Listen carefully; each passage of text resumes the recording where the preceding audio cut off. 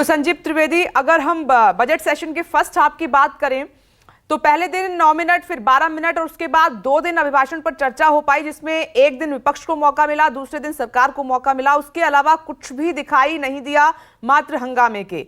आज क्या कोई उम्मीद नजर आ रही है फर्स्ट हाफ के आखिरी दिन?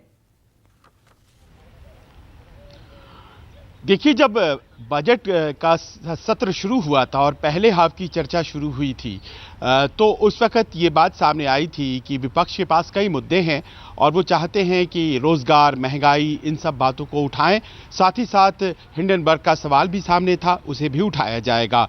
और सरकार की तरफ से यही कहा गया था कि आप सदन में आएं, चर्चा करें और जिन मुद्दों पर आप चर्चा चाहेंगे हम उन मुद्दों पर चर्चा करने के लिए तैयार हैं। लेकिन उसके बाद आपने देखा कि राष्ट्रपति के अभिभाषण के रोज ही प्रक्रिया शुरू हो गई विरोध की और हमने देखा कि कई दलों ने राष्ट्रपति के अभिभाषण का भी बहिष्कार किया। और उसके बाद जब मामला ये ख़त्म होने की तरफ आया है पहले सत्र का, तो आज भी चूंकि आखिरी दिन है, आज मैंने आपको 31 तारीख की बात बताई, आज 13 तारीख है, आंकड़े बदल गए। 3-1 से 1-3 हो गया, लेकिन हालात सदन में नहीं बदले।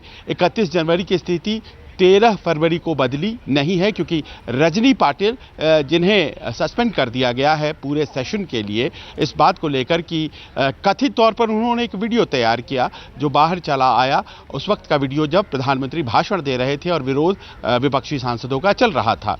अब प्रश्न यही है कि क्या ये इतना बड़ा मुद्दा है?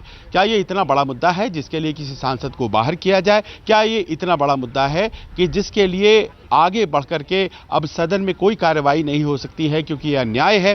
Freedom of speech and expression का मसला है ये तय करने के लिए कि भाई आखिरकार तमाम मुद्दे जो दूसरे हैं, चाहे वो महंगाई और रोजगार के हों, वो उतने महत्वपूर्ण नहीं है। आखिरकार इस कंक्लूजन पे कैसे पहुंच जाते हैं सरकार और सत्ता पक्ष के लोग? लेकिन ऐसा हो रहा है, तमाम दूसरे मुद्दों को अहमियत दी जा रही है, लेकिन हमारे और आपके सरोकारों से जुड़े हुए जो सीधे मुद्दे हैं उसमें खास तौर पर महंगाई और रोजगार, जिसके प्रति दोनों पक्ष अपनी प्रतिबद्धता जताते रहे हैं, वो गौण हो गए। उनको अहमियत इस बार उस तरह से नहीं मिली जितनी कि मिलनी चाहिए थी और दूसरे मुद्दों को मिली, पहली बात।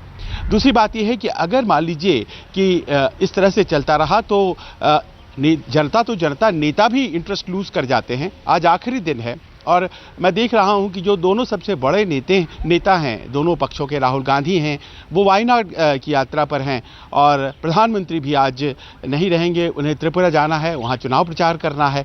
तो आप ये समझ सकते हैं कि चूंकि हंगामेदार सेशन है, कुछ होना नहीं है, तो फिर जो ज़्यादा महत्वपूर्ण कार्य हैं उन्हें किया जाए। संसद से भी ज़्यादा महत्वपूर्ण कार्य सामने आ गए हैं संसद सत्र के दौरान, ये देखने को मिलता है।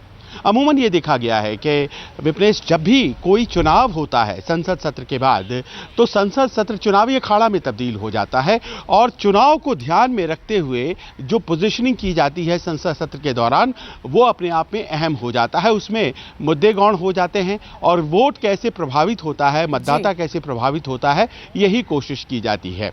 विपक्ष लगातार भ्रष्टाचार के सवाल पर प्रधानमंत्री को घेरने की कोशिश करता रहा और प्रधानमंत्री कहीं बैकफुट पर ना आ जाएं, इसको लेकर के सत्ता पक्ष ने बहुत ज़बरदस्त प्रहार किए। लेकिन कल अभिषेक मनु सिंघवी, जो कि कांग्रेस के प्रवक्ता हैं, सांसद हैं, उन्होंने बड़ी बात कही।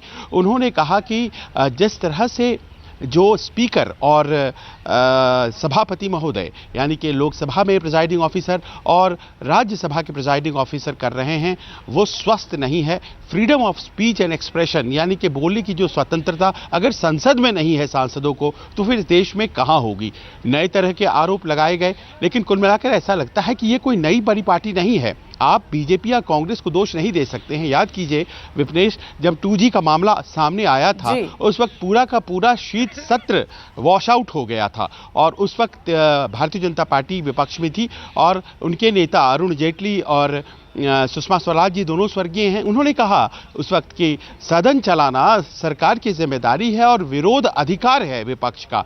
अब देखिए, इस तरह से बातें हुई हैं पूर्व में और आज उन्हीं सब बातों को कोट करता है अब का विपक्ष, और ऐसे में जाहिर है कि उन्हें अपनी राजनीति ज़्यादा महत्वपूर्ण नजर आती है। लोगों के तमाम मुद्दों को वो अहमियत देते हुए शब्दों में तो नजर आते हैं, लेकिन यहाँ सदन के भीतर सियासत हावी हो जाती है। जी बिल्कुल, आप सही कह रहे हैं संजीव त्रिवेदी। जनता तो सवाल पूछेगी अपने सांसदों से कि आप गए संसद में, हमारे लिए क्या किया आपने, हमारा पैसा और समय बर्बाद करने के अलावा।